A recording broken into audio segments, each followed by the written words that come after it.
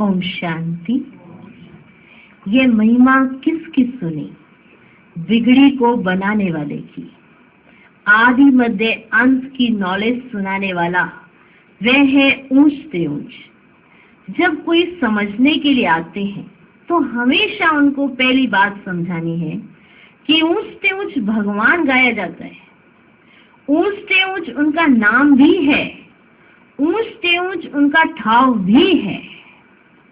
ग्रंथ में भी है ना, ऊंचा जिसका नाम ऊंचा उसका ठाव।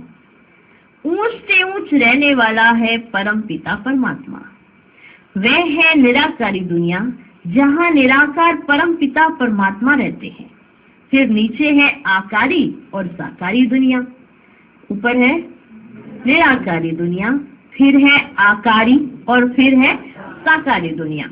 तो पहले पहले परिचय उनका देना है। किनका? ऊंचे से ऊंचे परम पिता परमात्मा का, जिनका ऊंचे से ऊंचा ठाव है, नाम भी है और ठाव भी है।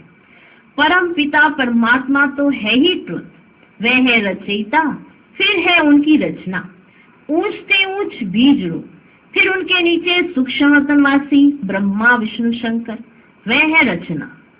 रचयिता सबके ऊपर है, वह रचयिता है बाप, बाकी है रचना।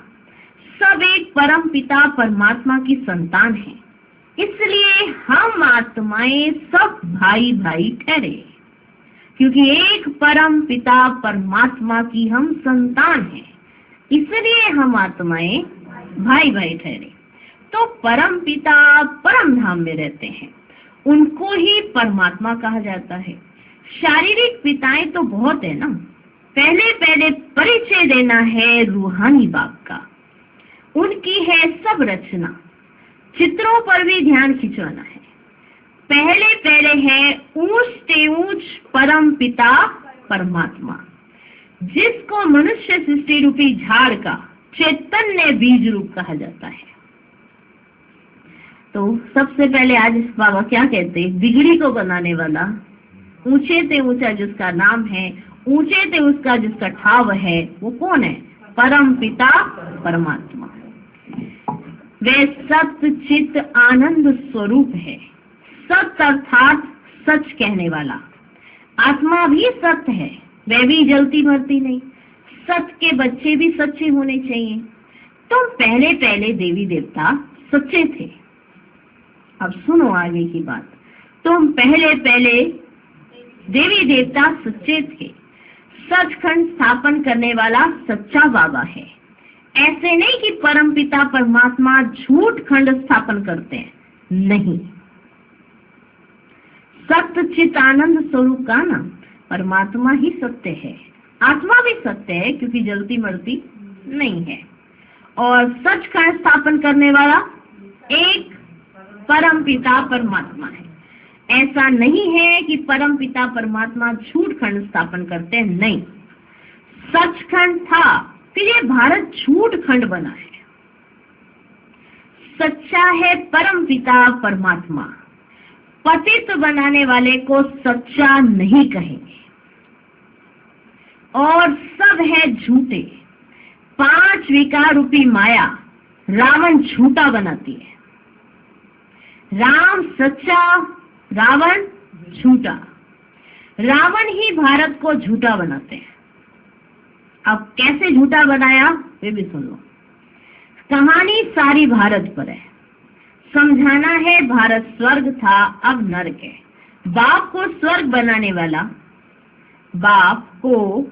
बनाने वाला वह स्वर्ग का रचयिता कहा जाता है। महिमा भी भारत की है, महिमा भी सारी भारत की है। आदि मध्य अंत का ज्ञान तुमको सुनाते हैं जिससे तुम त्रिकालदर्शी बनते हो। इसको कहा जाता है स्वदर्शन चक्र। तुम जानते हो कि हम आत्माएं फिर से परम पिता परमात्मा से वर्षा ले रही हैं। गाया भी जाता है आत्माएं और परमात्मा अलग रहे बहुकाल। ये गायन भी है कि बहुत समय अलग रहे, और अभी ये मिलन बहुत सुंदर मंगलकारी है। संगम पर ही मिलन होता है, बाकी किसी समय मिलन नहीं होता है। यही वो समय है जब मंगल मिलन होता है। तुम पहले बाप का परिचय देते हो। रचयिता बाप को सर्वव्यापी कहने से फिर यह सिद्ध नहीं होता कि हम सब बच्चे हैं। अगर सर्वव्यापी कह दिया तो यह सिद्ध नहीं होता है।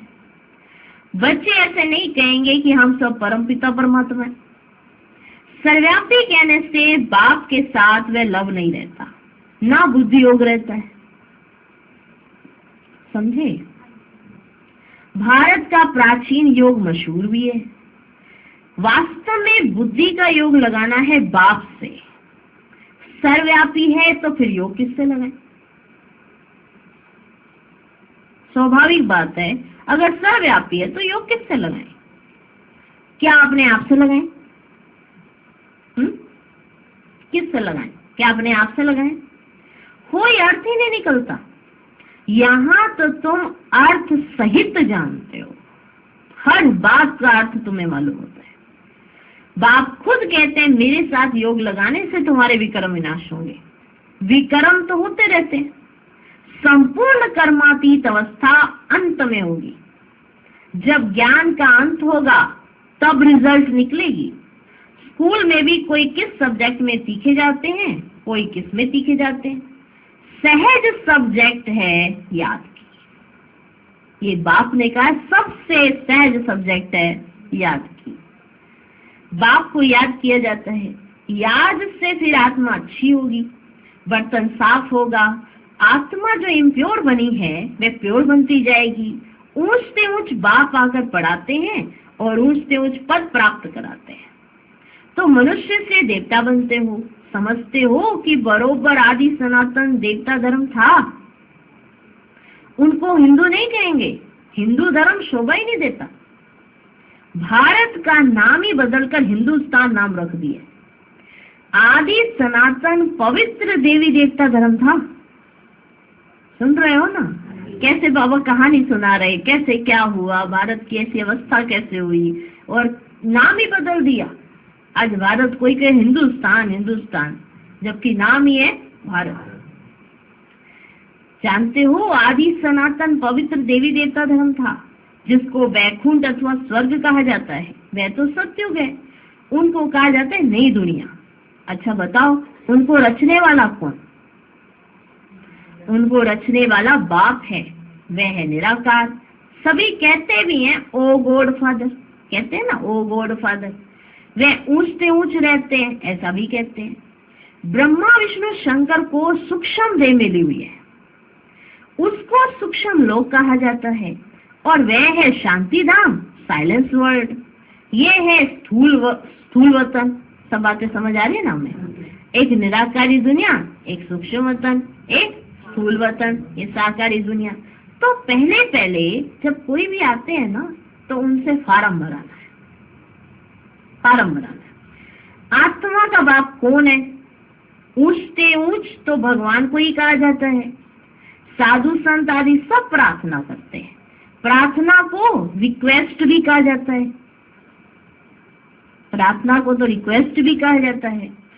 ओ गॉड फादर, अब अर्जी करते हैं, हमारे पापों को दग्ध करो और रहम दिल बाबा रहम करो। ऐसे ऐसे पुकारते हैं। पुकारते कि नहीं पुकारते? रहम सभी तो नहीं करेंगे ना, सभी तो रहम नहीं करेंगे।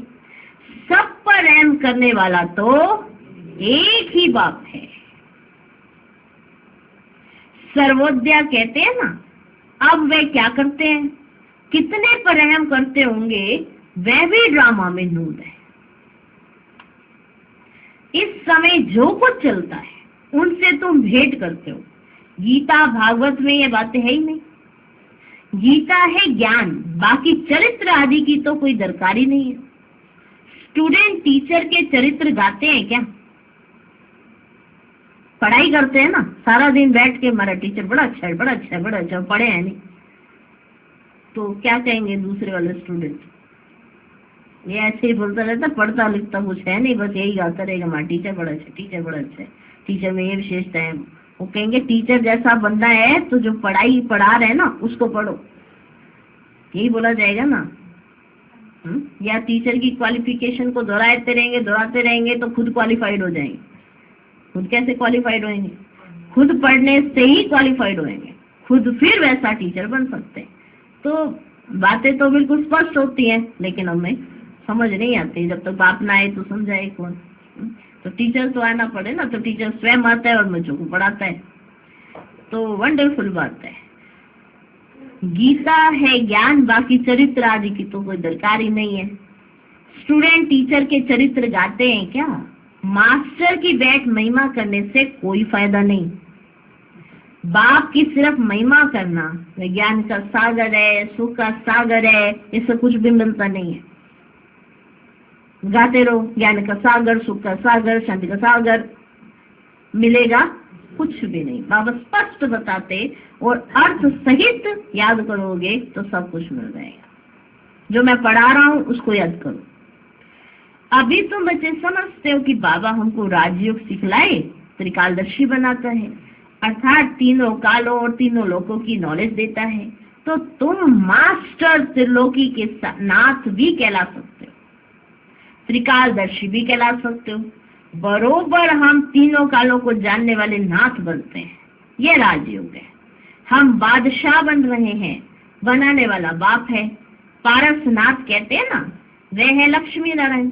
भल उन्हों के मंदिर हैं, लेकिन मनुष्य नहीं जानते नहीं कि वे कौन है। लक्ष्मी नारायण है पारसपुरी के नाथ। पारसपुरी सत्य को कहा जाता है। तुम ये जानते हो कि बरोबर कृष्ण के हीरे जवाहरातों के महल थे, पारसनाथ थे। तो पहले ये समझाओ कि ये मानते हो कि सभी का रचयिता बाप है। उनको जब समझाना है तो पहले ये समझाओ, मानते हो कि सबका रचयिता बाप है। ब्रह्मा विष्णु शंकर का भी वह रचयिता ठहरा, मानते हो? नहीं, आप तो मानते हो, उनसे पूछना जो नहीं मानते। पहले तो ये निश्चय करो कि वह बाप स्वर्ग का रचयिता है। स्वर्ग में आदि सनातन देवी देवता धर्म वाले थे, उन्हों को ये नॉलेज कब मिली बताओ?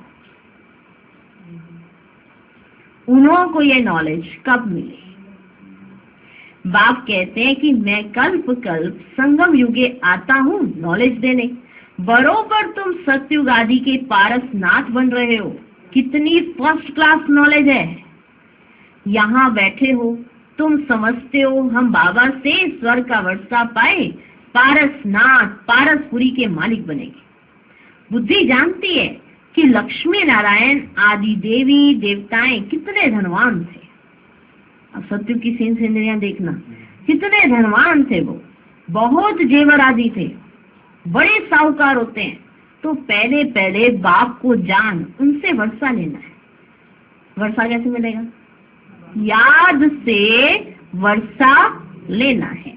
सूक्ष्म बात यह है कि बिना याद के कुछ नहीं मिलेगा। सूक्ष्म बात ही यह है। हीरे जवाहरातों के कितने बड़े बड़े महल थे, दिखाई दे रहे? नहीं, यहाँ नहीं, मतलब बुद्धि में दिखाई दे रहे। कितने बड़े बड़े महल थे, अभी वे खत्म हो गए हैं, फिर अपने समय पर खड़े हो जाएंगे। पहले थे, फिर खत्म हुए, फिर होंगे जरूर। ड्रामा में नूंद है।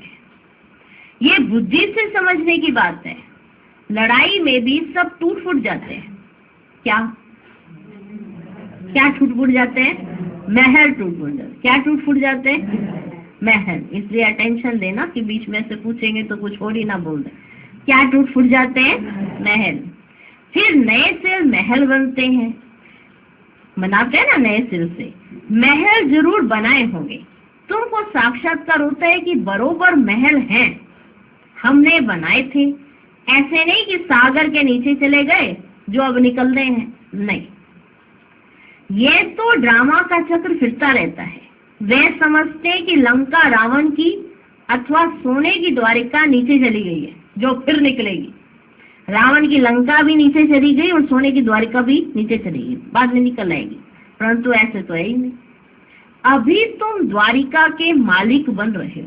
कितने माला माल थे, सोचो सोचो। धन दौलत सब था, अब सब गायब हो गए। सब था, अब सब गायब हो गए, सब ले गए हैं। फिर ऐसे ही होगा, पहले पहले बाप का परिचय देकर फिर चक्र का राज समझाना है कि ये कैसे फिरता है। तो आज बाबा बता रहे कि तुम्हें परिचय कैसे देना है, आगे कैसे समझाना है और क्या रूढ़ियान करनी है और कैसे उनको बताओगे कि ये चक्र कैसे फिरता है। सत्य की स्थापना बाप ही करेंगे। अब बाबा सम्मुख बैठ कहते हैं कि बच्चे मुझे याद करो। इस याद की योग अग्नि से ही तुम पतित से पावन बनते हो और कोई उपाय नहीं है, और कोई उपाय नहीं है। योग अग्नि से आत्मा पतित से पावन बनती है। पतित पावन बाप ही आकर पावन दुनिया स्थापन करते हैं।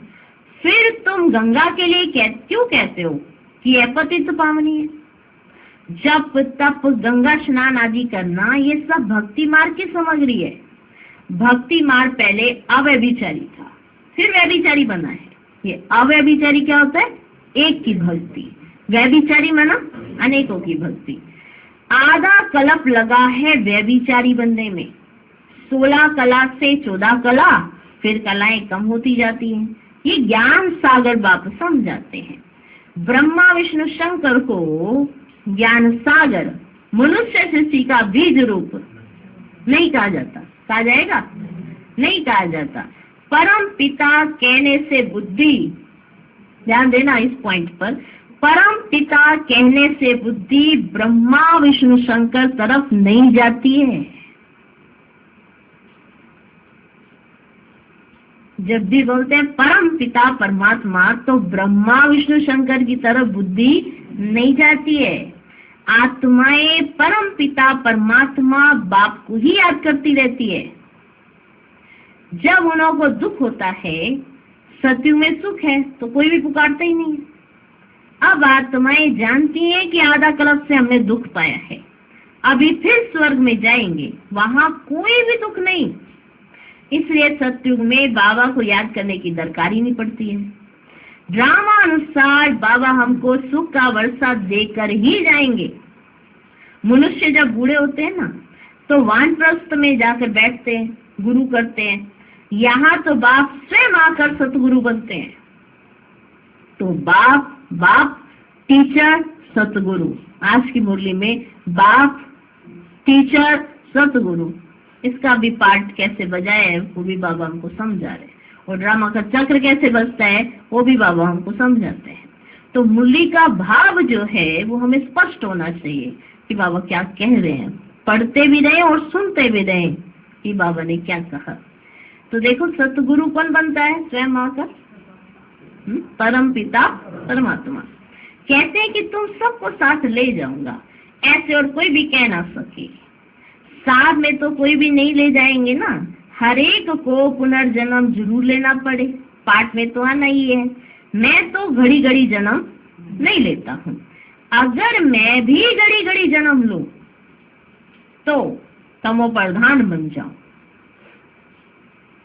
अगर मैं भी घड़ी घड़ी जन्म लूं तो तमो प्रधान बन जाऊं। आत्मा ही इम्प्योर बनती है, आत्मा में खाद पड़ती है। गोल्डन एज, सिल्वर एज अक्षर अभी है, बरोबर अभी आयरन एज है।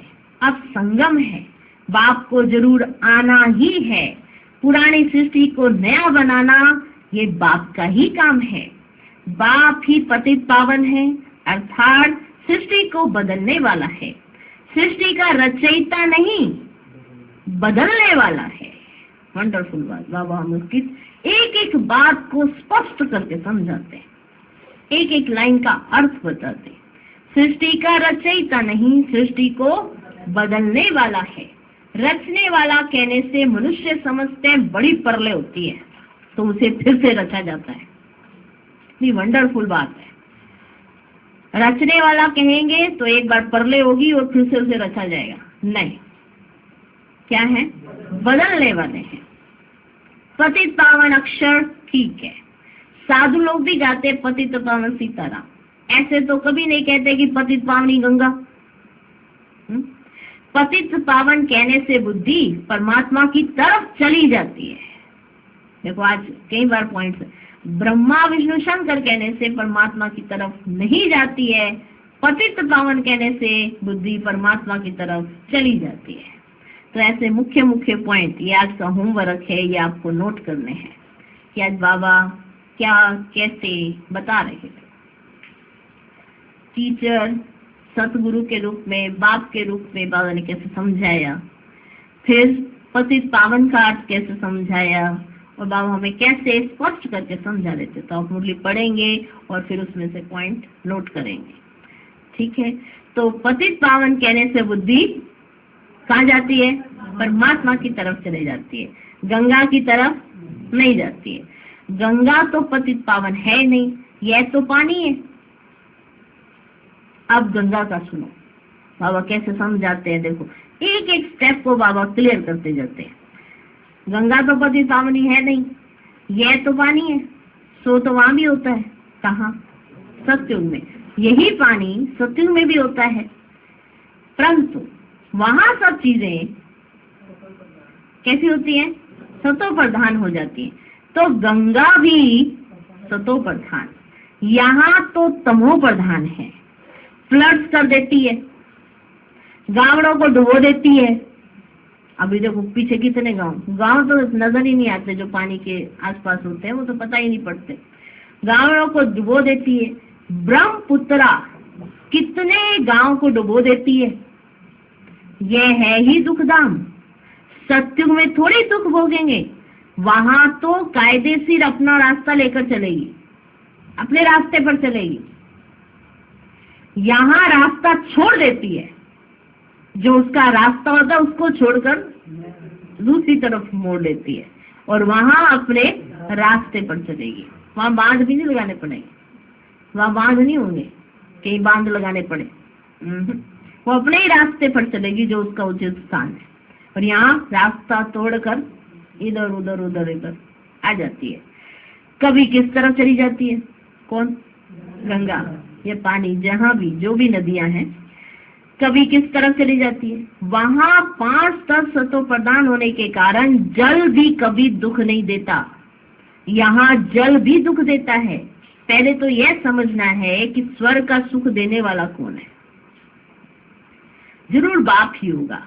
अभी तो नर्क है, बाबा आया है, हम प्रजापिता ब्रह्मा के बच्चे, ब्रह्मा कुमार कुमारियां हैं। प्रजापिता ब्रह्मा हो तब नई सृष्टि रचे, जब तक प्रजापिता ब्रह्मा ही नहीं तो नई सृष्टि की रचना कैसे होगी। मनुष्य से देवता किए करत न लागेगा, ये किसने कहा, तो ये किसने किया, किसने किया, मनुष्य से देवता किसने बनाया, परम पिता परमात्मा ने। कृष्ण तो स्वयं देवता है, बाप ही आकर मनुष्य को देवता बनाते, ये तुम अभी जानते हो। आगे तो सिर्फ गाते थे, मनुष्य से देवता की ये करत न लागी वार, गाते रहते थे गाते रहते थे। जानते नहीं थे कि सतयुग किसने स्थापन किया, रचयिता कौन है। सतयुगी सृष्टि फिर कलयुगी बन जाती है। तो तुम बच्चे समझ गए हो कि ये बड़ा मांडवा है, आकाश तत्व का ये टोटल बड़ा मांडवा है। इसमें खेल होता है, ओपन स्टेज चाहिए ना खेल करने के लिए, ओपन स्टेज है। मनुष्य पाठ बजाते हैं तो रोशनी भी चाहिए, जहाँ नाटक चल रहा होता है, ड्रामा जहाँ चल रहा होता है। अभी कहीं इतने बड़े बड़े सेमिनार और वो बने होते हैं, यानी कि कॉन्फ्रेंस वगैरह वो करने के लिए एक बड़े बड़े मंडप बने होते हैं, हॉल बने होते हैं। अब वहाँ पे लाइटें लगी होती कि नहीं लगी होती? अंधेरे में थोड़ा खेल खेलेंगे, अंधेरे में खेल नहीं खेल सकते ना। तो बाबा कितनी वंडरफुल बात बताते कि ये आकाश तत्व बहुत बड़ी ओपन स्टेज है। यहाँ पर तुम पाठ बजा रहे हो, अब तुम आत्माएं पाठ बजा रहे हो, भले अपने घर में भी बजा रहे हो तो चार दीवारी करके ये ऊपर छत है, लेकिन अगर ये छत उड़ा दे तो सारे के सारे आप सबको नजर आएगा, पर बारिश आएगी तो भीग जाएंगे। छत बनी हुई है, अंदर बैठे हुए हैं, बार बारिश हो रही है। तो ये तो एक खेल है, ओपन स्टेज है। बाबा कहते हैं ओपन स्टेज है, तो जब मनुष्य पाठ बजाते हैं तो रोशनी भी तो चाहिए ना। इसके लिए फिर सूरज चांद तुम्हारी सेवा करते हैं, सूरज चांद सेवा करते हैं, सितारे भी चमकते हैं। जब रात होती है तो रोशनी अर्थात सुख देते हैं, इसलिए सूर्य देवता चांद देवता कहते हैं, क्योंकि वो सुख देते हैं, रोशनी आदि का सुख देते हैं ना, कि नहीं देते? सूरज भी सुख देता है, चंद्रमा भी सुख देता है, रात को रोशनी देता है चंद्रमा, और सूरज दिन में रोशनी देता है, इसलिए लाइट जलाने की जरूरत ही नहीं पड़ती, सूरज की इतनी रोशनी होती है। रात में भी इतनी, जब चांदनी रात होती है तो जब संपूर्ण चंद्रमा होता है तो कैसे पूरी रोशनी होती है, तो ये सुख देते हैं। अच्छा, मीठे मीठे सिकिलधे बच्चों प्रति माता पिता बाप दादा का याद प्यार और गुड मॉर्निंग। रूहानी बाप की रूहानी बच्चों को नमस्ते, हम रूहानी बच्चों की भी रूहानी बाप दादा को नमस्ते नमस्ते नमस्ते, good morning good morning good morning.